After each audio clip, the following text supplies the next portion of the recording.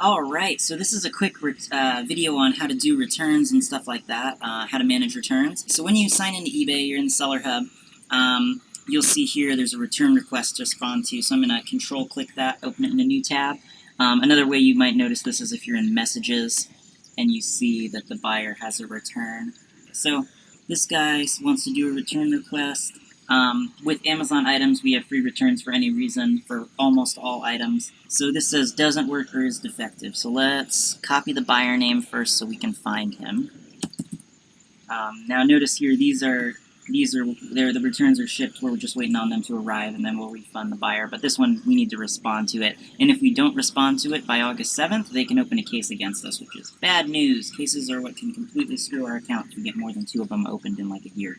So anyway, I've got that buyer username copied, and I'm going to hit See Details. So it says, received this item today, tries to use it doesn't work at all, read the directions, did everything properly, won't turn on. Okay, so it's broken. Amazon shipped them a broken item. So now we're just going to go to Amazon and let them know. So first let's find our order number. We're going to go to the Dropshipping Profits sheet, hit Control F, paste the username here. And where is it? I'm having a hard time seeing because I'm actually outside on my laptop in the sun. There we go. Okay, so this is the sale right here, and that's the order number. So we're going to copy it. Since this is a return, sometimes they go through, sometimes they don't. I just mark it here, return, like that, just so that we can see. And then if this number freaks out, just delete this last K column value, because that doesn't matter. Okay, great. Yeah, shouldn't change the value or anything, because these columns are always blank anyway until the end of the month. So, make sure I've still got that copied and on the clipboard. Come to Amazon. Obviously, you know which Amazon account it is. This is account 1. I'm signed into account 1. We're going to go to orders. Going to paste in that order number. Hit enter.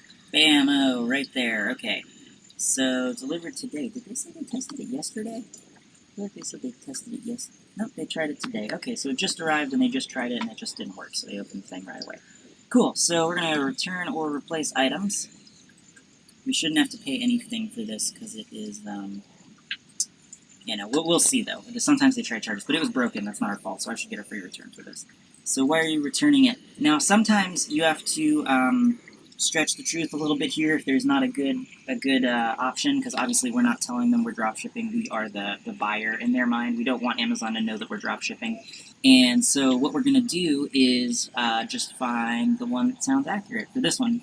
If it was something like they just don't want it, then we could say, like, I didn't need it or something. Or if it's one of those weird cases, sometimes you have a weird case where it's like you don't think that the Amazon seller is going to accept the return for any reason, so then sometimes you can like say, oh, it's broken.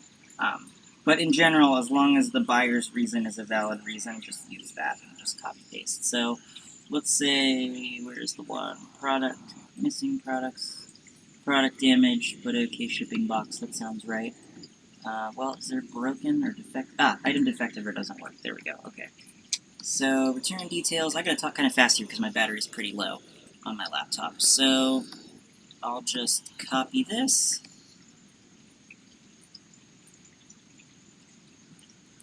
Copy. There we go. Paste that. Continue. And what we're gonna do is refund, because we want our money back. We don't ever do refunds. This is just through eBay. We always want a we want to get our money back from Amazon, and so we can refund the buyer. We don't want to just send them a replacement. Even if they want a replacement, they can place a new order. So I usually just do original payment method here. So just unless for some reason our card is broken and there's been some sort of recent update and we're like, oh no, our card doesn't work, don't refund money to that card, because, always choose this method unless there's a certain reason we have to choose this, basically. Original payment method, so we're going to hit continue, and they should give us a return label. Okay, cool. So you can see here the item costs.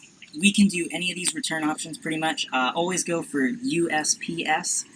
United States Postal Service, if you can, if it's free. And, we only want to use the free option. So USPS is ideal. If they don't have USPS, you can use UPS.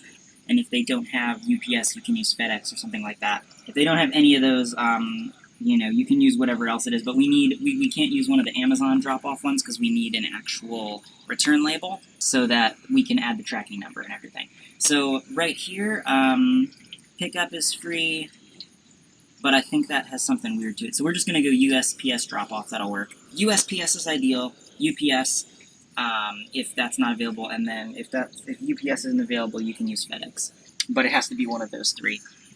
So here we got the label. It says your label's ready to print.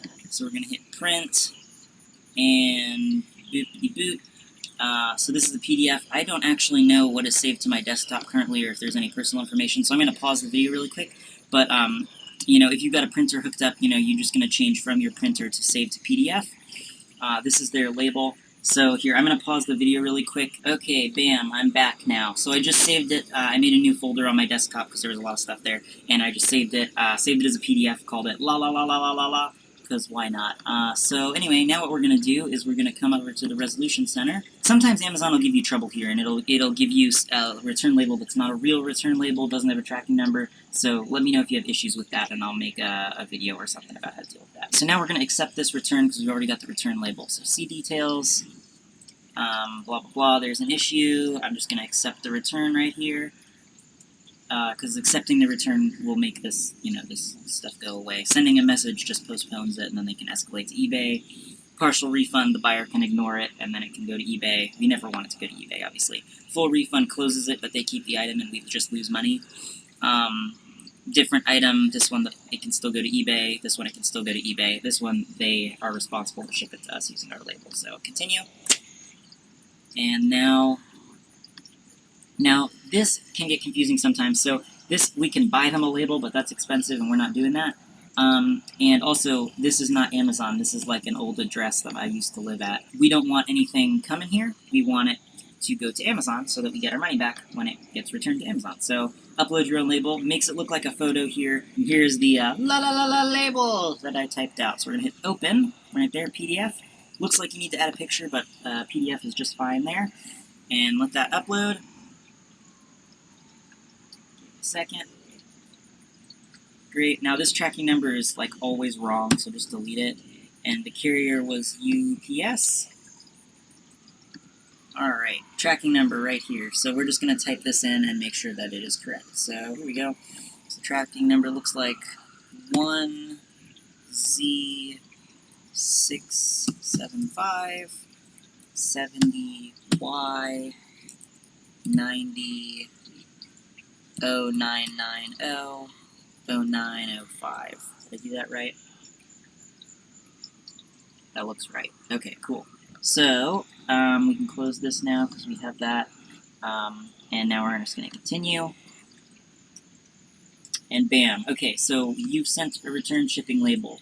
So now we just have to wait for them to ship it back. It should show up. Their tracking's pretty bad sometimes, but it should show up as shipped, and then we'll get a notification in eBay in the seller hub right down here somewhere that'll say like refund the buyer because the item arrived. So if you ever see like a refund the buyer because the item arrived or something like that, you can just go ahead and refund them. Okay, great. So now it says waiting for buyer to ship the item. It's no longer waiting for us, and it no longer can get escalated to eBay. So that is how you handle a return and getting the person their label. Anyway, guys, that's it for this video. If you're new to dropshipping and you're trying to figure out how to get started, I've got a full free set of training videos down there, link in the description. It goes over everything you need to know about how to get started making money online. And the average person following my method makes around $500 to $800 profit per month after expenses for each 1,000-item eBay store that they have set up and running. They're really not that hard to get started. If you've got any questions about anything dropshipping related, feel free to hit me up on Facebook. I'll put a link down there, as well as a link to a group that I started with hundreds of other dropshippers that you can join. I post new content on this channel every couple days, so go ahead and subscribe and click the notifications, and I'll see you back here with another video in a couple days.